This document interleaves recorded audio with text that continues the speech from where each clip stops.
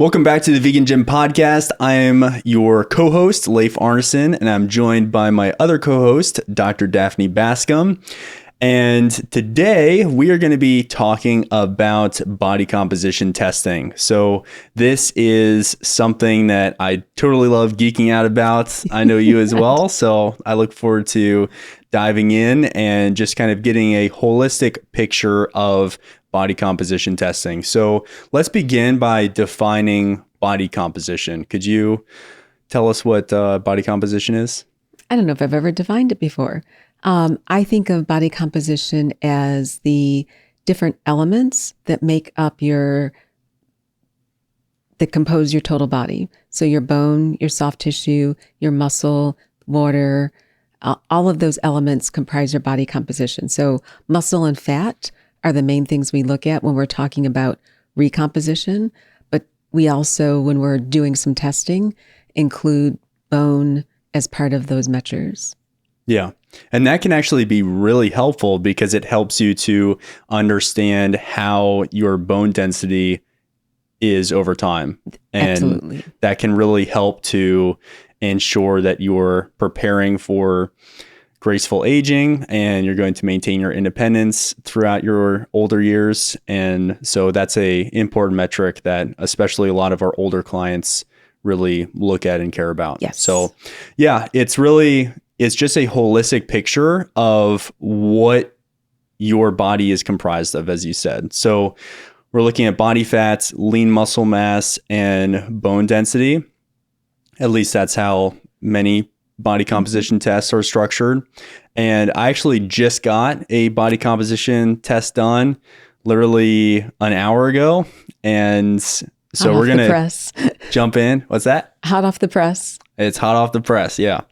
So we're going to jump in and discuss these different scan types and what you should be looking for in tracking your body composition over time. But one of the main parts that is important to take away is the importance of focusing on body composition over your body weight. Yes, so absolutely. When you step onto a scale, you're going to see the amount of total weight of your entire body, and that can be a helpful measure to chart progress over time, especially if you have a defined fitness goal and you are trying to lose body fat or build lean muscle, but it is not a great indication of overall health.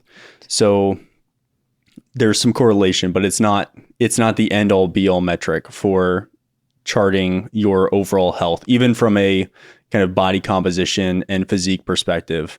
So my body weight is currently 190 pounds. Mm-hmm. And if you plug that into an online calculator and use my height of 5'11", it's going to tell you that I'm overweight. Yeah. And I can tell you based on my DEXA scan that I just got that I'm 13.2% body fat. Woo-hoo. So far from overweight. And that's one reason I really kind of don't put too much value into looking at my body weight. It's really just a directional metric. It helps me to understand daily and weekly changes between body composition tests. Yeah. That's really kind of how I personally view the scale. And I just kind of went through a pretty serious 1 week shredding phase where I was actually following Brian Johnson's protocol, his blueprint protocol, and eating just like him for a week. And it had some challenges. It wasn't very easy. And we've got a whole YouTube video that will be coming out probably in a few months. It takes a while to kind of go through and edit all of these. Yeah. And we've got a certain publishing timeline. But anyways, that will come out, and be sure that you're subscribed to us on YouTube to see that. But that, I went into kind of like actually a hyper shred phase. I started at 28.7 pounds of fat tissue, and I finished at 25.4. Oh. I lost 3.3 pounds of body fat in 7 days. Now there is some measurement error, but I was actually talking to the technician at the DEXA scan place, and he said, "Hey, we calibrate it every single morning." And I had the first scan of the day, and he's like, "This is within 1%." That's pretty good. So yes, there is some measurement error, but it is calibrated to be very, very accurate.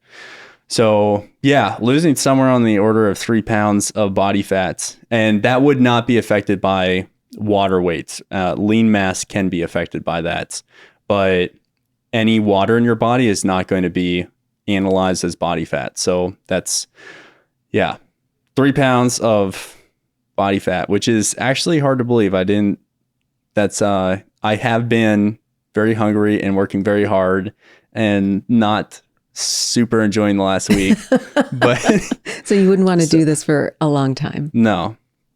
And actually in the video, in this 7-day Brian Johnson challenge video, I am explaining in detail kind of my takeaways and thoughts. And there are some elements that I really enjoyed and some other elements that were a serious challenge. And I do have some kind of critiques of the blueprint protocol that I think could make it more accessible to a wider range of people. But yeah, I'll share all those in the YouTube video. So anyways, that's point is I just got a DEXA scan. So hot off the press, we've got some cool things to get into and talk about. So yeah, could you share the different types of body composition testing that are available, and maybe which ones are more accurate, which ones maybe tend to be more accessible, and just kind of your general thoughts on that? So I remember when I was working at the YMCA doing skin caliper testing. So I'm going to start from low tech to high tech because the spectrum of testing has evolved over the years. So you could do skin caliper testing, which is essentially you get some calipers, you pinch at different points on your body, and you can use that through a calculation to calculate your body fat. Now that, as you can imagine, has some measurement error associated with it. So the inter-rater reliability may not be great depending on, is the same person doing it? Are you always pinching the same location? So skin fold testing is accessible. You can do it anywhere. It's great to do if you're at community events and you just want to screen people, but it's not the most accurate. The next level up, I think that has immediacy of accessibility, and we actually we brought some of these when I was at the Y, are the bioelectrical impedance devices. So we started with the handheld ones where you just kind of hold them, but now you have the scale and the impedance. And what it does is it sends a small electrical current through your body, and using, and I don't know the algorithm behind it, but based on the way that electrical current travels, it can give you a measure of your lean mass and your fat mass and your estimate of your total body water. Those scales are now affordable. Some people may have them in their home at this point. A lot of community centers, YMCAs, fitness centers, CrossFit boxes have them as a means to allow their members to track their body composition over time. And I'm even seeing them more commonly in physicians' offices. So not, again, the scale weight is a scale weight, but, a rock weighing 120 pounds and me weighing 120 pounds, very different compositions. So what is making up that 120 pounds? The next up, I would say, is the DEXA, which is the dual energy X-ray absorptiometry exam. Most people know a DEXA from women and men getting a bone scan. So it's a radiographic examination that uses low energy X-ray to look at the composition, your body composition. So it can look at your bone density, but the algorithms in a lot of the machines now can also give you an estimate of your body composition. They are accessible. They're higher cost than a skin fold caliper or an in-body, but most communities have them because They're a regular part of healthcare. They're not something that is ordered by your physician most commonly, although that may be changing. But you can go just as you did, just as I did, down to a local Fitnicity, Live Lean Fit, DEXA Fit. There are many organizations now that are reputable that will do a DEXA scan as either a single scan or a package. And they sometimes include them with other types of scans. The next up, and you're probably hearing more conversation around this, is you can actually measure your body composition with an MRI. That's less accessible to most people. It's more expensive. And then I also remember last one, when I was working in the lab doing underwater body weighing, which again is not accessible to everyone. Some other ones, and then I'll stop. You can get a bod pod. Bod pods are usually used in research settings. So if you have a university nearby, some of these wellness centers are also purchasing and offering to sell a bod pod exam. So you can get not only your body composition, but your resting metabolic rate and a bod pod. So that's the gamut of low-tech skin fold, high-tech MRI bod pod. That was a great overview. Thank you. So yeah, one quick story. My first experience with skin fold caliper testing for body fat percentage was in high school. And this was actually part of the phys ed program. Everyone needed to get their metrics done. And this one year we did body fat percentage testing.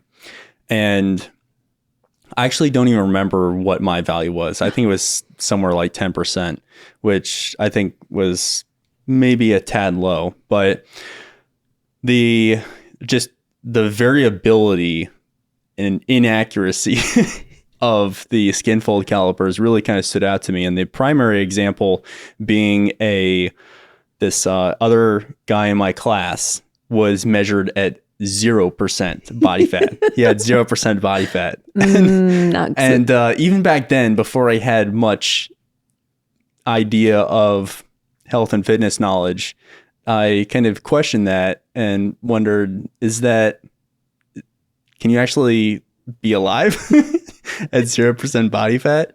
I think you're on the knife's edge of not ceasing to exist. I think. I have a feeling that there was definitely some lack of reliability in that measurement. I think, yeah, that's the main takeaway is that no, he was not at 0% body fat. But yeah, that was still his measurement that he got. And he was very, very, very skinny. Yeah. But if you see a true 4% on a male, like no women are getting down to 4%. But if you see, so typically men have somewhere between like 2 to 5% essential body fat, and women tend to be around 10 to 13% body fat. So yeah, you're gonna, if you're below 10% as a woman, you're gonna have some very major issues. You're probably not menstruating. Yeah. I mean, probably once you're even down at 15%, you're gonna probably start having amenorrhea and experiencing that. So yeah, I think there's just clearly a threshold. The goal is not 0. Yep. So anyways, the point is healthy. Some fat is healthy. Yes, some fat is healthy. And the point is that skin fold calipers, I think that just etched in my brain from a fairly young age that, hey, maybe skin fold caliper testing is not the way to go. No. But I think perhaps from a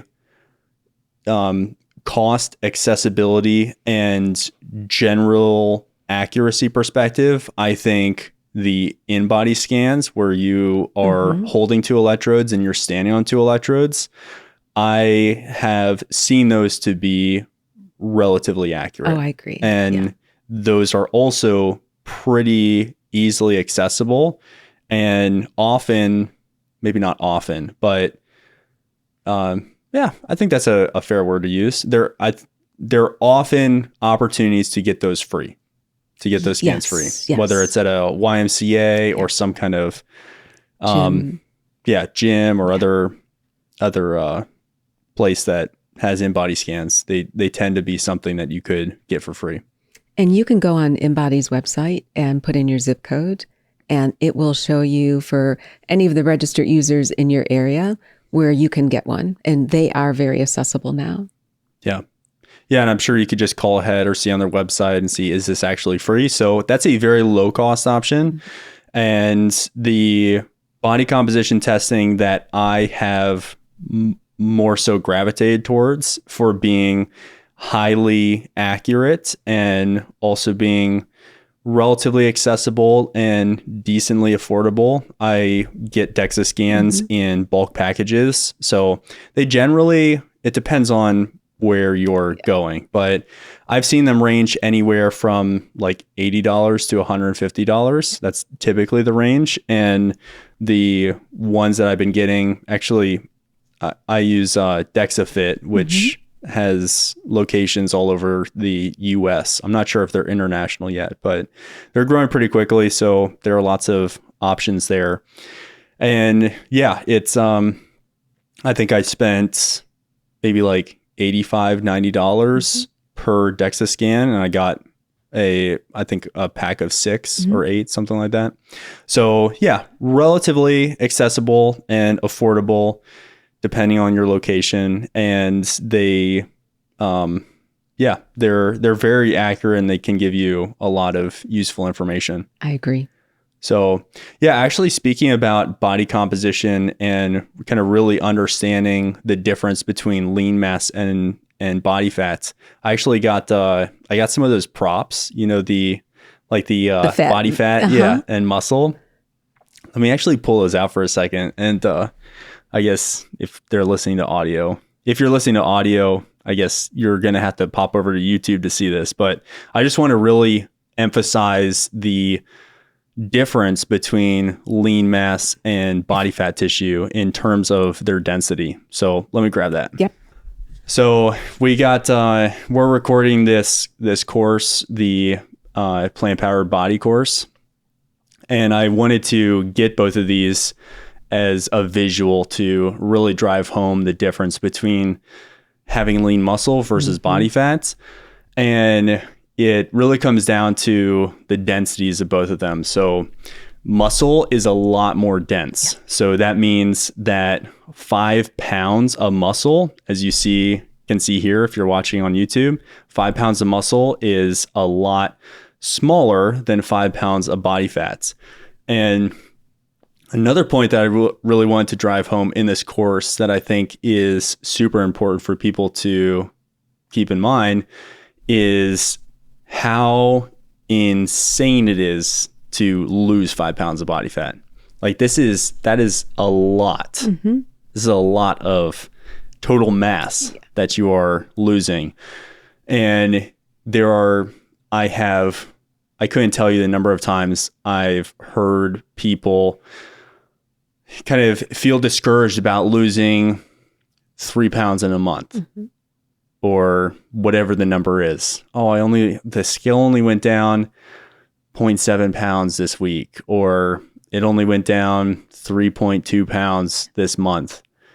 That is incredible. Yes, that's a lot. If you lose, what would that be? It would be 60% of this. If you're down 3 pounds, you lose 60% of this. That is a massive amount of body fat that you're losing. So it's just that's another kind of tangent, but keep that in mind if you're on a fat loss journey, that losing half a pound, losing a pound, losing 5 pounds, these are significant accomplishments and you should treat that as such. And conversely, on the other hand, gaining half a pound of lean muscle is actually kind of even more impressive. Gaining a pound, gaining 5 pounds, this represents a heck of a lot of work. Both of them do. But being able to gain lean muscle, lose body fat, it's really important to understand the distinction between both of them and also understand that even small changes are something to celebrate. Agreed.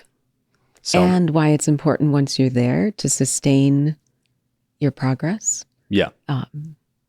Yeah. And that's, Yeah, since I lost a couple pounds of body fat this week, I very much would like to stay a little leaner. I was actually feeling a tad on the hefty side kind of heading into this last week. So while it wasn't all totally fun, it definitely paid off, and it was overall a good experience. Great. So, And yeah. how was the experience of your DEXA? DEXAs are super easy, at least at DEXA Fit, which is where I've been going. So you literally just go in, you lay down on the table, and they scan you in about 6 minutes, and you're done. You can get a plethora of data points on your lean mass and body fat, and you can also track that over time, which is really what I think the important component of body composition testing is doing it on some kind of regular cadence where you can understand how your body is changing over time. That's really valuable. And I would say that for any metric that we're talking about, whether it's a biomarker, a biometric, we're not talking about a single point in time. We're always advocating that you look at these data over time, because that's when you start to see, are the levers you're pulling in your lifestyle making a difference. But a single point just gives you a single point of information. You need to then see where it's going. Yeah. So we've kind of touched on body fat, lean muscle. I don't know if you have any other thoughts on the two of those. But if not, we could jump in and talk about some bone mineral density numbers and what the information that you're kind of looking at there. So the DEXA scan can also give you, well, let me take a step back. Some of the newer in-bodies, I was looking on their website, may also be able to give you an indication of your bone mineral density. So advanced in-body devices, the bioelectrical impedance devices, your DEXA scan and your MRI are two tests that can give you an indication of your bone mineral density, which essentially is how calcified and how strong your bones are. On your report, you're probably going to see one or more, you're probably going to see two scores, depending on what type of, where you go and get it. And the way you interpret that score is in part predicated on your age. If you're a woman who's premenopausal or a man who is 50 or older, you're going to be looking at your T-score. And your T-score is the difference between your bone mineral density and zero, which is the bone mineral density of a healthy young adult. So with the T-score, what you're looking for is a normal score is going to be -1 or greater. So -1 and higher, meaning -1, 0, 1, 2, and above, means that you have a healthy bone density. If your score is lower than -1, meaning more negative, so -1 to -2.5, they put that in a range of osteopenia. -2.5 and lower is in a range for osteoporosis. So that's a T-score, and that's for postmenopausal women or men 50 or older. If you're premenopausal as a female, or you're a man younger than 50, you want to look at your Z-score or your Z-score for our English counterparts. And these are the difference between your bone mineral density average and the healthy individual of your age, ethnicity, and sex. If your Z-score is -2 or less, your bone mineral density is low. If your Z-score is above -2, meaning more positive than -2, you're healthy. So on my scan, it appears that the T-score and Z-score are the same. Is that what it's supposed to be? Or is that's just a coincidence? I don't know the answer to that. I don't know if... I want to say on some reports I had in the past, my T-score and my Z-score were not always the same. Yeah, this is all new to me. I just look at like the green little check on the DEXA Fit scan, and it's like, oh, your green is good. Your bone composition is good. And I'm like, okay, that sounds good. I haven't really delved into it more than that. But I would have to double check to give you a definitive answer. Yeah. So what, in terms of the major things that we can be doing to increase your bone density numbers, improve your body composition, what are kind of the main levers that we can pull to do that? Leif, they are all the same, and they're all the ones that we keep talking about. So the first thing is your nutrition. Whether you're male or female, you need to make sure that you're optimizing your nutrition.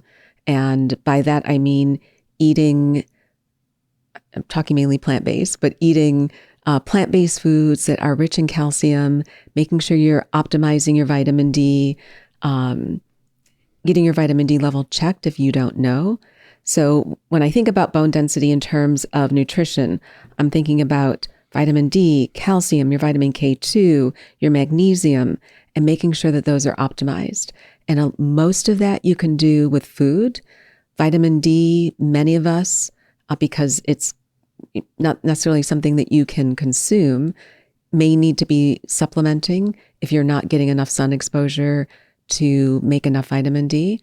So vitamin D supplements are common, and you shouldn't worry about them, but you also should confirm that your supplementation regimen is getting you into a healthy range, because your D and your K2 are what help ensure that the calcium is going to your bones in the right place and not being deposited in your blood vessels or other areas. Next thing is movement. So physical activity. You need weight-bearing exercise. So movement, especially when you're young, that's when in your 20s and your 30s, that's when you should be building your bone. You want to be, whether it's walking, rucking, doing some resistance training, you want to be stressing your bone, because that stress helps build the strength in your bone.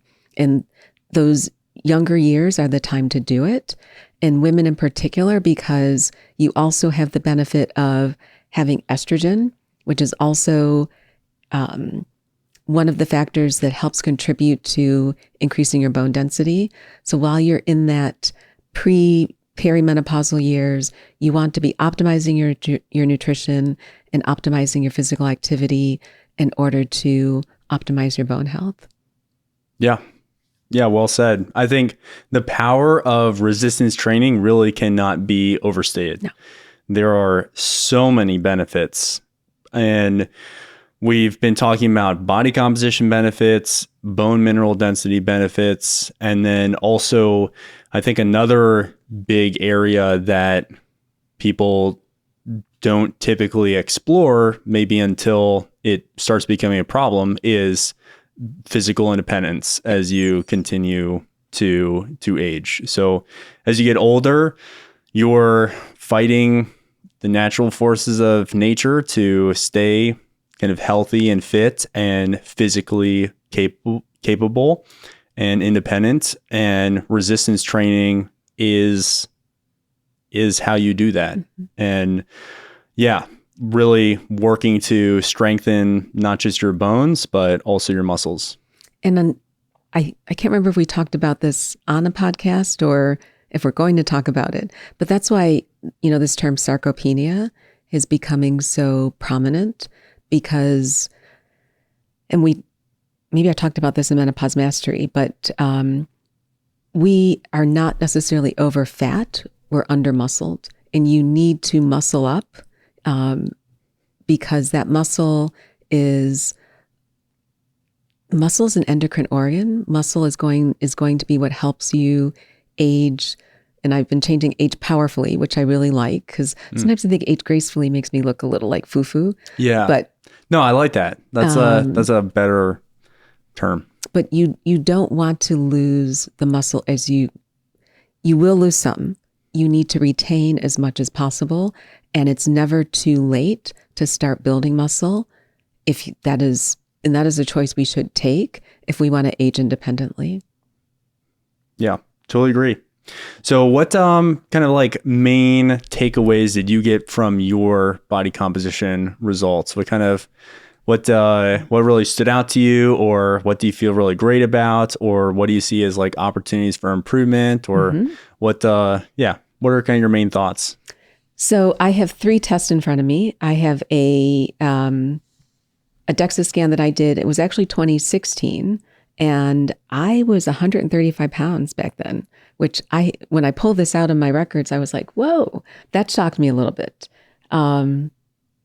So I think what I'm taking away from this one, and the reason I wanted to check in on my own body composition, was I've been doing a little bit more running, wanted to make sure I wasn't running off my muscle, and that I've also been intuitively eating.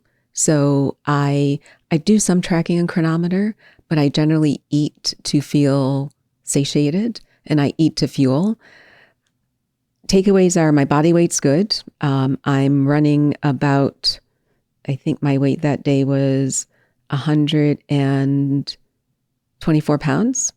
My body fat was 17%, which I thought was really good. And that was down from a younger year when I was over 20. 17%. That's very good. I was happy. Yeah. I've been, trying to make sure, eating my protein, trying to do all the things we talk about, because I really try to the best extent, except for my sleep lately, lead by example. So I don't think, I think this is a good indication that you can change your body composition even as a woman going through hormonal changes. So this has been over time. I could easily have continued to go up in weight, but I've been able to reverse that and lose body fat and lose weight. But I have also, I think, gained strength. And we probably need to talk about strength measurements on a different podcast. I think my distribution of body fat. So many women post-menopause, you move from a more gynoid, where the fats are on your hip, to a more android, where you end up with the belly fat. I still have my kind of A to G, so my distribution of body fat is still good. I didn't get a lot of abdominal body fat. And then my other takeaway was that my visceral adipose tissue, it's 0.2. I would like it lower. 0.1 would be great, or 0. But that has gone slightly down since 2016. And visceral adipose tissue is the fat tissue inside that surrounds your body organs. So my visceral adipose tissue is very healthy. And lastly, I've had a formal DEXA scan, but my T-score was also very healthy. And I'm on the blue-green line. So which means to me that I need to continue to focus on those things that I know are levers I can pull. And my T-score and my Z-score are different. My T-score is 0.6. My Z-score is 0.9. But I do need to look at that in more detail. But it tells me I'm on the right track with my bone mineral density. My formal DEXA was great. I need to keep doing what I'm doing. Yeah. And just for any new listeners, could you share your age and kind of your general fitness goals, and maybe a quick little background on what you maybe have been doing over the last 10 or so years that has led you up to where you're at right now? Sure. So I turned 58 on Saturday. Back in 2016, I obviously wasn't doing what I'm doing today. My main goal is the long term, to be healthy for life, but I focus on being strong. So I have a daily regimen of strength exercises that I do every day.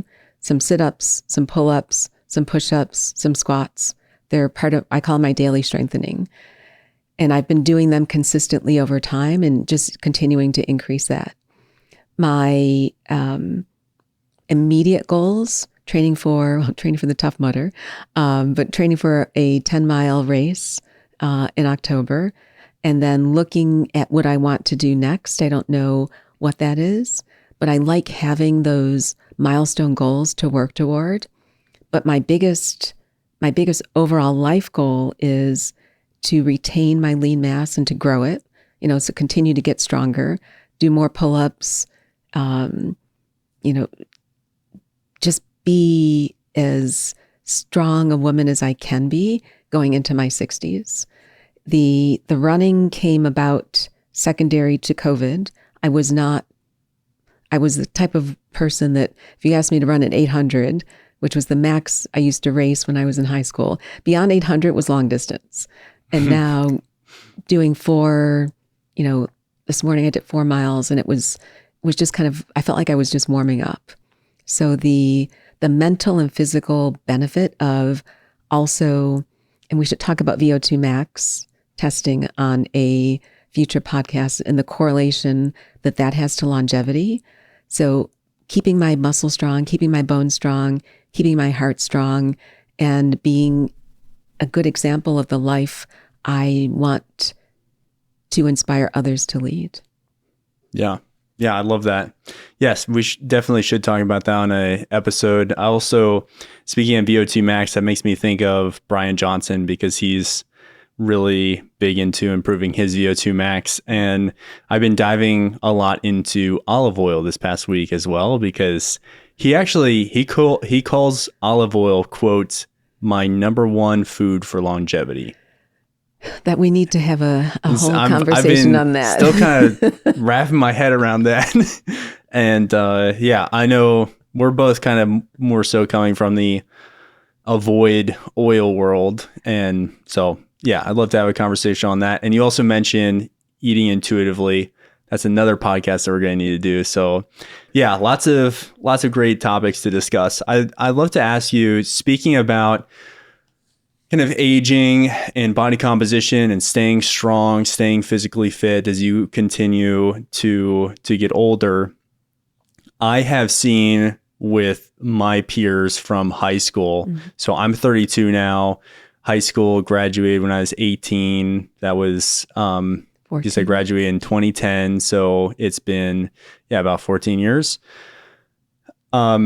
But you can still, even in just 14 years, you see some pretty significant changes in your peers, and you can see how certain health routines and habits really can compound in different directions. And I think the magnitude of the differences between like the most fit and, let's say, the least fit, or the best body composition, mm-hmm. optimized for health and longevity, versus kind of that the lower 10% or whatever bucket you want to create. I think the difference between the top and kind of the bottom just continues increasing that difference. So I'm just curious, what have you seen in terms of just the power of healthy habits, of focusing on strength and optimizing your body composition? What have you seen within your peer group? Mm-hmm. And I imagine you've seen what I've seen in the last 14 years, just on a even kind of longer time scale with more deviation. So what's been your experience with that? I would agree with you. So I would say with a lot of and I wasn't able to attend, but we just had my 30th high school reunion. So, got to see a lot of pictures from the people who attended, and lifestyle is really important. So some of my close friends are struggling. Many of the women that I have kind of grown up with are struggling with weight as they transition through perimenopause into menopause. So weight, body composition, that redistribution of fat from the hips to the waist, it's real. And it is something that it not only messes with you physically, but it messes with you emotionally and psychologically, because you don't look and feel like the person you were. So many of my colleagues who, some of them now follow us, which is amazing.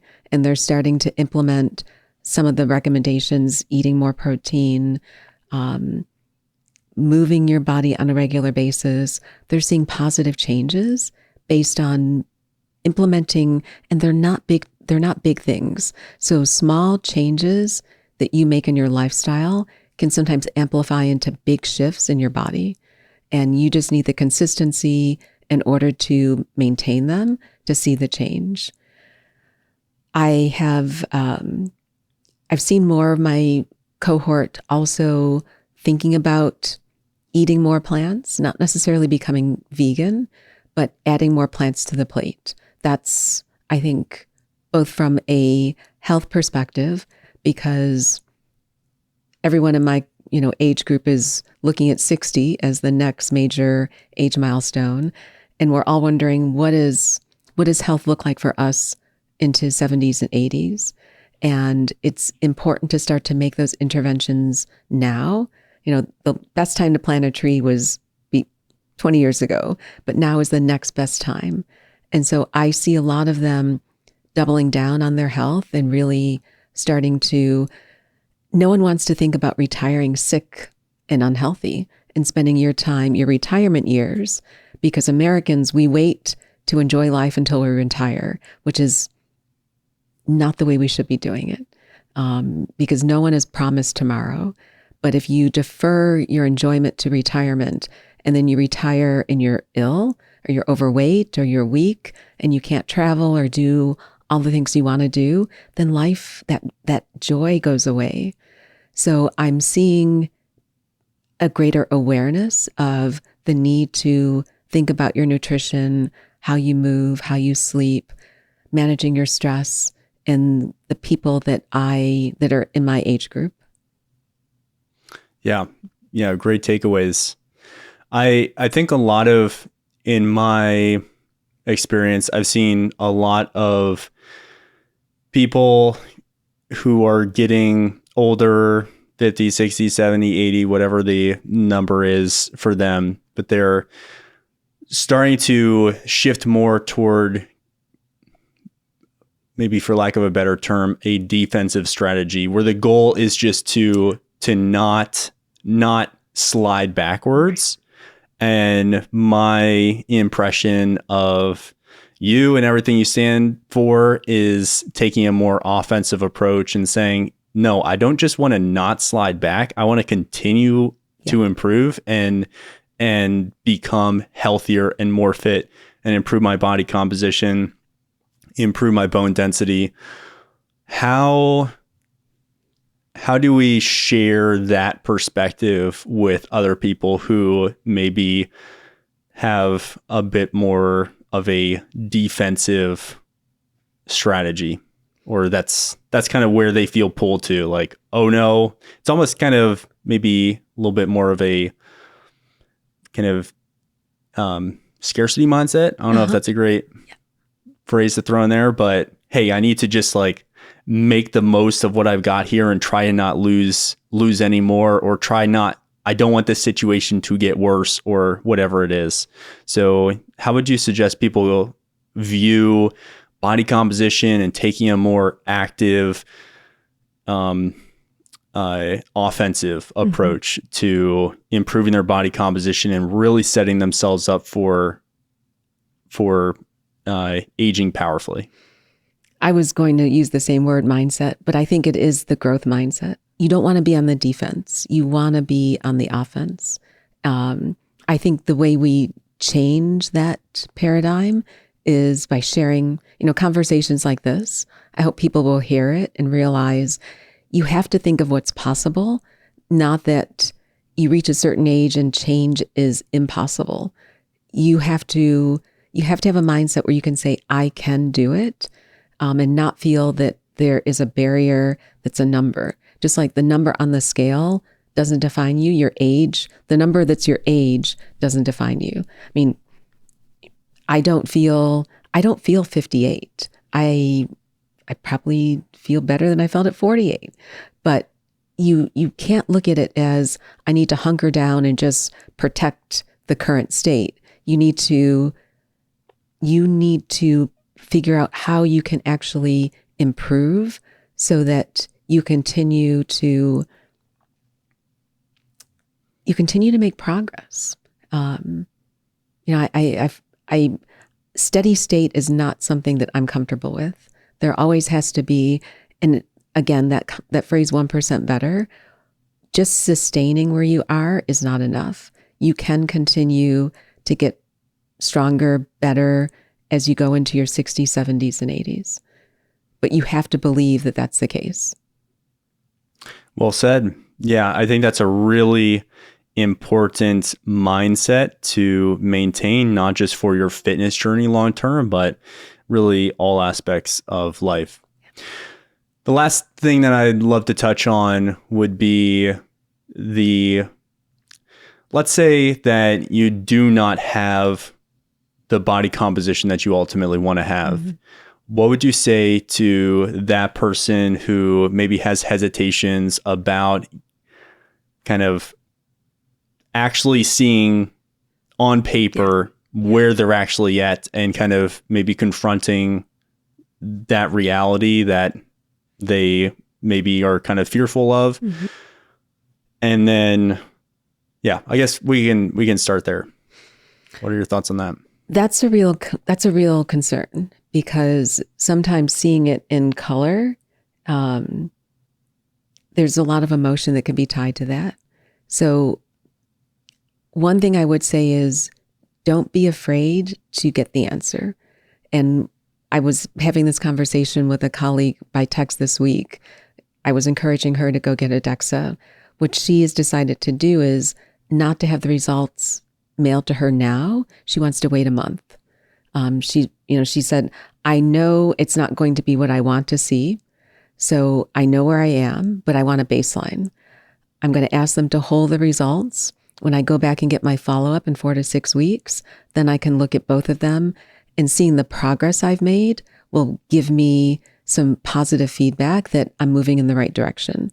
But we both agree that not knowing where she wasn't a good thing either. So there is definitely an emotional tie that goes into looking, seeing your results on paper. It's hard, especially if you don't look like the way you want to look. And before you go in to get this test or any test, you need to be able to understand how are you going to process the result, both actionable and then both emotionally. Because if you're going in and you're like you're fit, that you have opportunity to make small changes. But if you're 2 standard deviations above where you want to be, you have to go in with the mindset that this is where I am now. Yes, it may not look pretty, but I know what I can do in order to make change. And I know that the next time I get another assessment, that I'm going to see improvement. Really great takeaways there. So knowing your numbers and having a baseline is really important to understand directionally what progress have you been making, where are you heading? And I think that can be super empowering. And the same thing goes with starting metrics with any other starting metrics when you're embarking on a new phase of your fitness journey, taking progress photos when you don't want to, taking the initial body measurements when you don't want to, getting a body composition scan done when you don't want to. There's a lot of power to knowing your numbers and getting a clear baseline so you can measure future progress from that point. And I think that's a great workaround. Just asking the body composition testing facility to please hold my results, keep them on file, but I don't need a printout. Please don't send me an email. I just want to get a baseline, and then I look forward to coming back in a few months and getting another test done. So I think there's a lot of power to that. Maybe the last thing that I'd like to chat about would be another form of some anxiety or frustration around body composition results. So let's say that I'm not really going in with any real preconceived notions or any kind of serious anxiety or fear about where my numbers actually are. But let's say I get my results back and then I'm kind of confronted with a reality that I don't love. And I know how it feels to see your body fat go up a little bit, and it could be like 0.5% and still think like, dang, like I should be going the other way, and have some frustration about that. And even this last week when I was following Brian's protocol, I had this one day where my weight spiked up by like 2 pounds. And I know it's not body fat.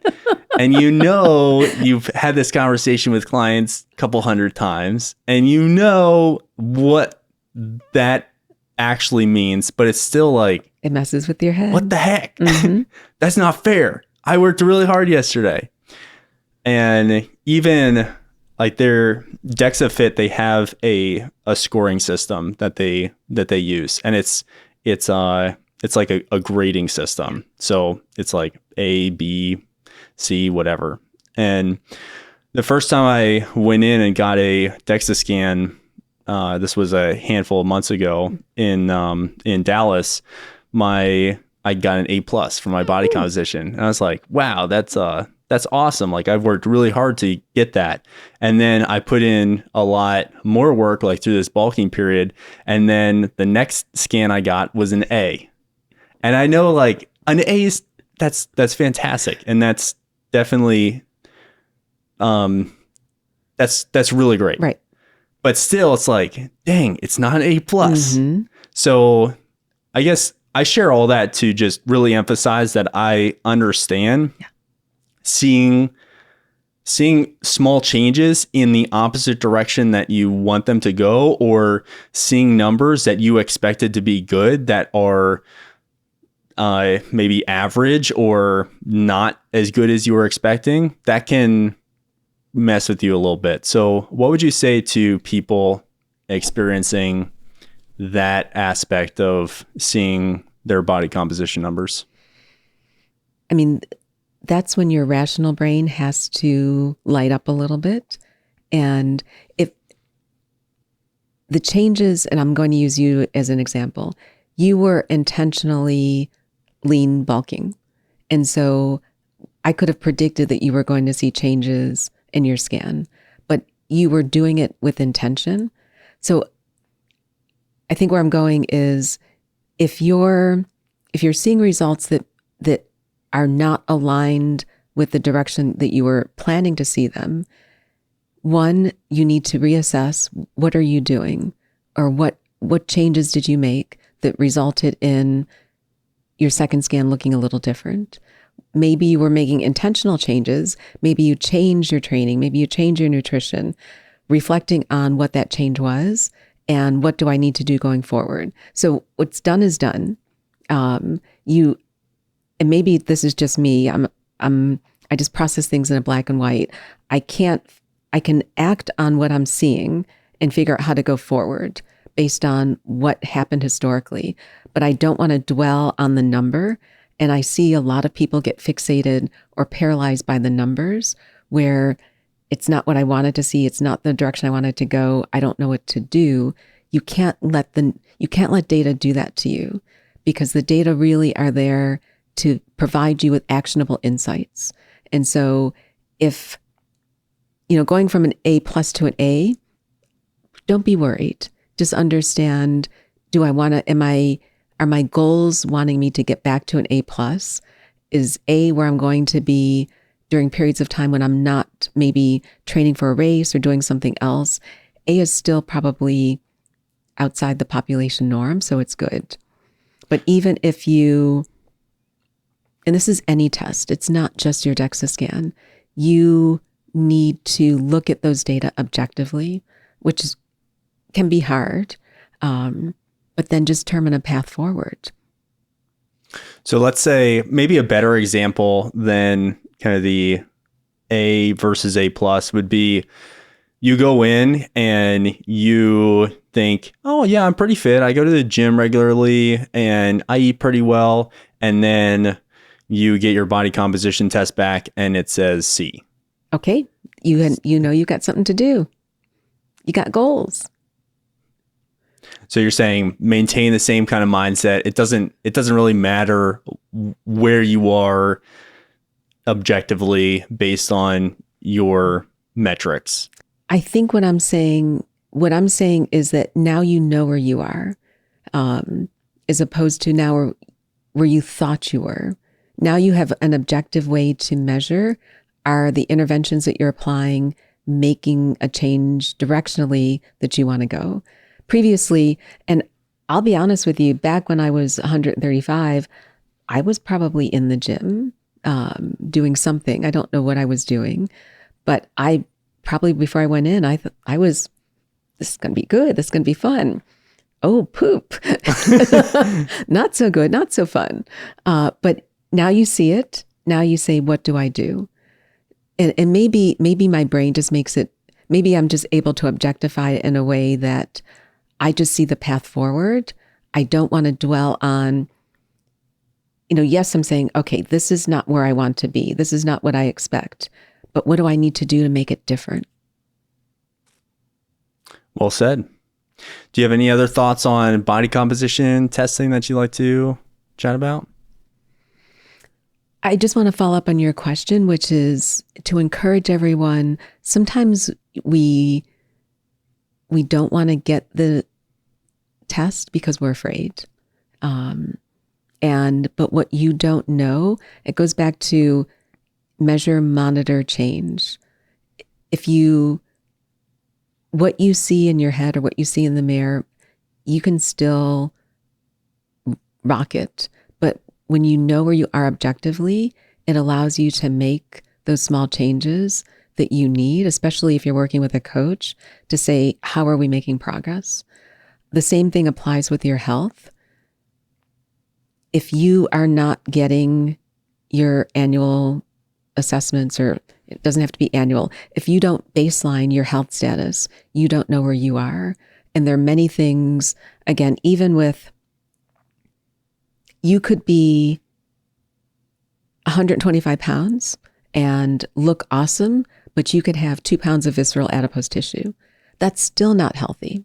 So fear of not wanting to know the number or the data because you're fearing what it'll show you is just impeding you from making forward progress. You need to know. You can't fly the plane without any, you may be flying through the storm, but you still need to know where you're going. And you need those data to do that. So don't be afraid to get the data. Talk to your coach about it. Understand what levers you can pull based on your nutrition, your physical activity, your sleep, your stress, removing toxins from your life. But that health data is really important. Well said. Yeah, and actually, quick point on the visceral adipose tissue numbers. I had, on my last scan, it said 0, like 0.0. And that was a week ago. And then I lost over 3 pounds of body fat. And then it said 0.17 today. So a little bit of measurement error there. I think, it's going to be accurate up to a point, but measuring 0.1 pounds of body fats is going to be, that's a high bar from a measurement accuracy perspective. And then also, just thinking, whenever I see this, and previously I had not really thought too much of, 3 pound, a pound, 2 pounds of visceral adipose tissue is not ideal, but really kind of seeing it and understanding how much that actually is. It's a lot. That's a lot to kind of cram in there around your organs. So that's definitely an important metric to look at. Where's your visceral adipose tissue at? And we'll talk more about that in another podcast, but it's not just the physical manifestation, yes, but this visceral fat is also chemically active. So it's not just static like the fat that's under your skin. Yeah, this has been a really fun episode. Thank you for all your thoughts on body composition testing and sharing some information about what your fitness journey has been. And I hope everyone who has been listening to this has got some value from this episode, learned something new. And as Daphne said, the takeaway here is really know your numbers. And if you have not yet gotten a baseline of your body composition, then that is a really fantastic place to start. And in terms of kind of a regular frequency at which you should be getting this testing done, I would probably generally recommend somewhere around a year is probably a good cadence. What would you say? It may depend on your goals. I mean, it may also depend on the package you buy, because these organizations will encourage you to come back. I think they wanted me to come back in 6 weeks. I'm like, I don't need to come back in 6 weeks.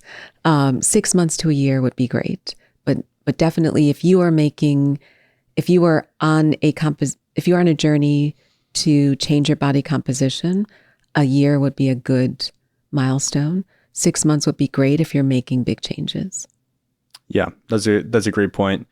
Yeah, and I've gotten 4 tests done in the last 5 months, so I've got a pretty high cadence there. But also, yeah, it's mostly for content that we're filming, but also just being able to, if I'm heading into a fat loss phase and I know I'm going to do that for 3 months, 6 months, whatever it is, in total, kind of with maintenance breaks baked into that, then getting kind of a before assessment before you jump into that and then after can be really illuminating beyond just getting your body measurements done and before and after photos and tracking your body weight. So, all right. Thank you so much for sharing your expertise. Thanks. This is a great episode.